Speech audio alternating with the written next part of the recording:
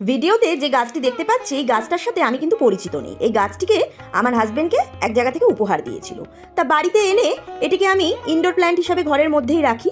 এবার আমি সপ্তাহে একদিন করে গাছের গোড়ায় জল দিতাম।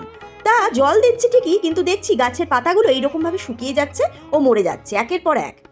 এবার তখন মনটা খারাপ হয়ে গেল। একদিন আমি কি করলাম, এই গাছটির একটি ফটো তুলে আমি ফেসবুকের একটি পেজে পোস্ট করলাম যে এটি কি গাছ আর এটিকে কিভাবে রাখবো। তখন একজন আমাকে বলল এই গাছটি একটু স্যাঁতস্যাঁতে জায়গায় থাকতে পছন্দ করে। তখন থেকে আমি কি করলাম, গাছের পাতায় জল দিতে আরম্ভ করলাম।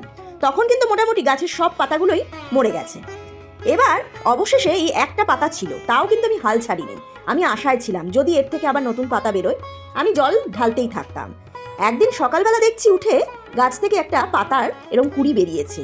সত্যি কথা বলতে মনের মধ্যে এতটা আনন্দ হলো, মানে একটা আলাদাই আনন্দ পেলাম। এবং সাথে সাথে রোজ জল দিতে আরম্ভ করলাম। জল দিতে দিতে দেখছি ওই কুড়ি পাতাটা বড় হতে আরম্ভ করলো।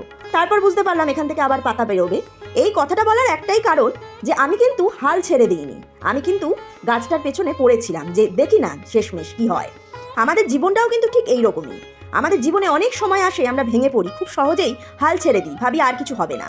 হাল ছাড়লে হবে না, চেষ্টা করে যেতে হবে। চেষ্টা করলে একদিন ঠিক সফলতা আসবে।